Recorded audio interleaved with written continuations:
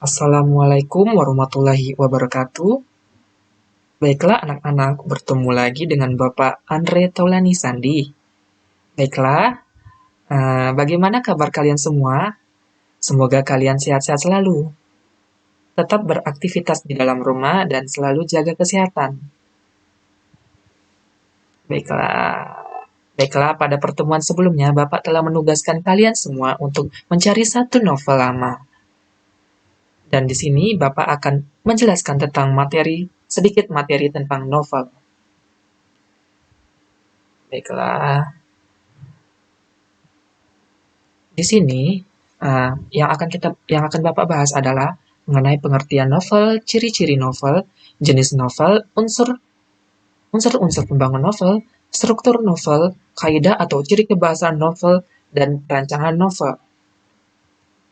Kita masuk ke bagian yang pertama, yakni pengertian novel. Novel berasal dari bahasa Italia, yaitu novella yang artinya baru. Cerita pendek mengenai sesuatu yang baru. Berita, dan kata itu sendiri berasal dari bahasa Latin, novella, bentuk jamak dari novellus yang disingkat novus yang artinya baru.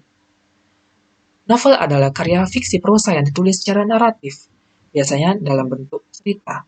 Cerita dalam novel biasanya bersifat imajiner. Kita masuk ke pengertian novel menurut beberapa ahli. Di sini ada menurut Dr. Randes Rostamji, MPD, Dr. Nur Hadi, Paulus Tukam, SPD, dan Dr. Randes Jacob Sumarjo. Baiklah, Bapak akan membacakan satu saja pengertian novel menurut para ahli, yakni pengertian novel menurut Dr. Randes Rustamji, MPD. Di sini menurut beliau, novel adalah suatu karya sastra yang memiliki dua unsur, yaitu unsur intrinsik dan unsur ekstrinsik, di mana keduanya saling berkaitan karena saling berpengaruh dalam sebuah karya sastra. Kita masuk ke bagian selanjutnya, yakni ciri-ciri novel. Ciri-ciri umum novel yakni, pada umumnya novel terdiri dari sekurang-kurangnya 100 halaman atau jumlah katanya lebih dari 35.000 kata. Novel ditulis dengan suatu narasi dan deskripsi untuk menggambarkan suasana kejadian di dalamnya.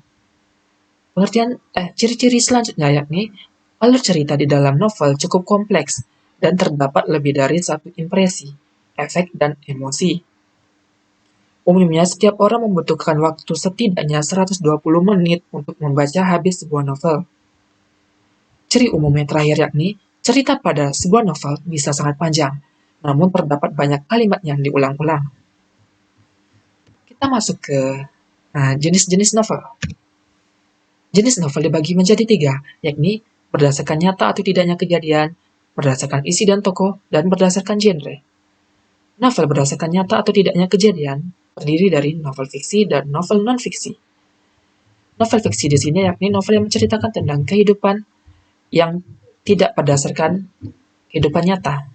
Selanjutnya, novel non-fiksi yakni novel yang isi ceritanya pernah terjadi di kehidupan nyata.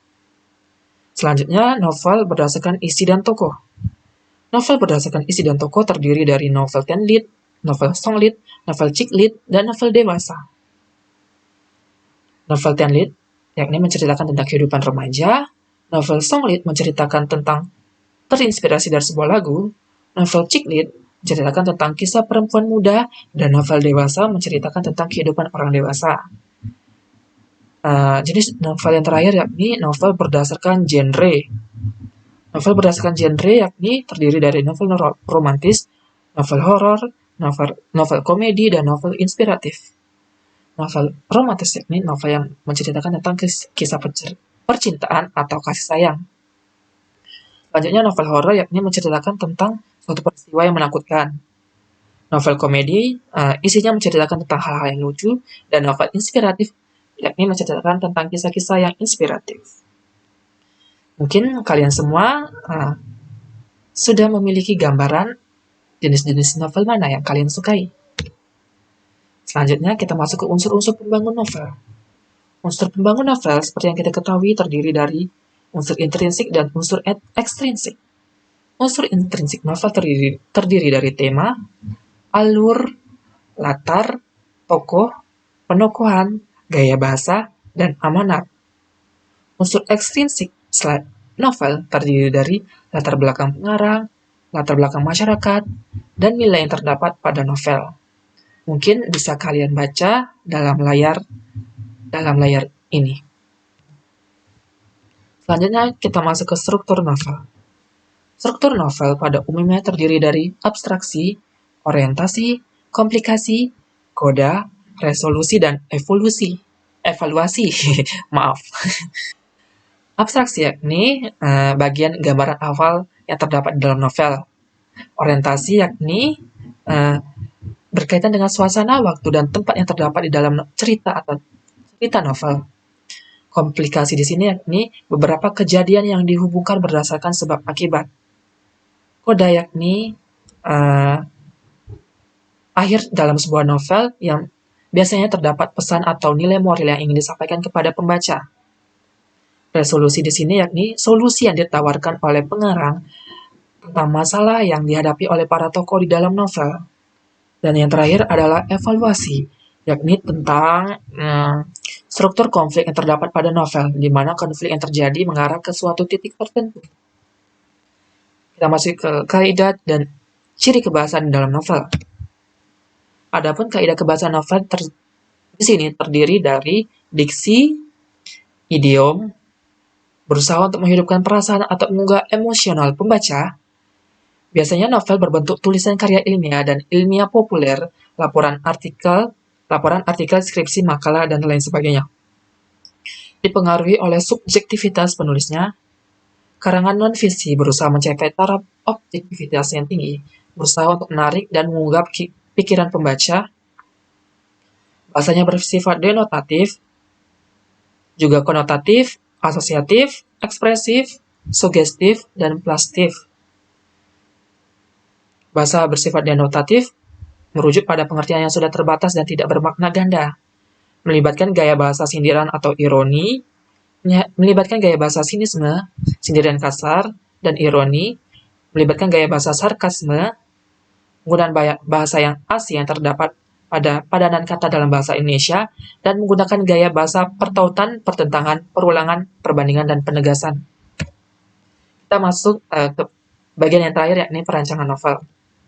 Di sini ada beberapa cara yang perlu dilakukan untuk merancang sebuah novel atau menulis sebuah novel. Yang perlu kalian lakukan adalah, yang pertama, menentukan tokoh di dalam novel. Yang kedua, kalian harus mengurutkan alur cerita berdasarkan urutan peristiwa sesuai dengan waktu dan tempat kejadian. Yang ketiga, mengembangkan ide-ide cerita yang sudah diidentifikasi dengan memperhatikan teknik penceritaan yang menarik.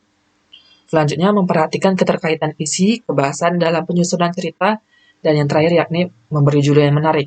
Selanjutnya, kalian bisa memulai menulis bagian demi bagian di dalam novel. Baiklah, di sini Bapak akan memberikan tugas individu kepada kalian.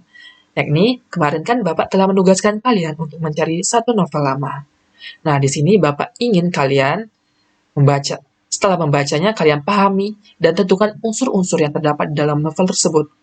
Unsur-unsur yang Bapak maksud di sini yakni unsur intrinsik dan unsur ekstrinsik yang terdapat di dalam novel tersebut. Baiklah, terima kasih. Bapak rasa itu saja yang dapat Bapak sampaikan mengenai materi novel. Semoga kalian bisa memahami dan lebih mengerti mengenai materi tentang novel. Selamat belajar di rumah. Semoga pembelajaran kita kali ini tidak mengurangi makna pembelajaran yang sesungguhnya. Tetap jaga kesehatan kalian di rumah ya, anak-anakku. Bapak pamit undur diri. Wabillahi taufik walhidayah. Wassalamualaikum warahmatullahi wabarakatuh.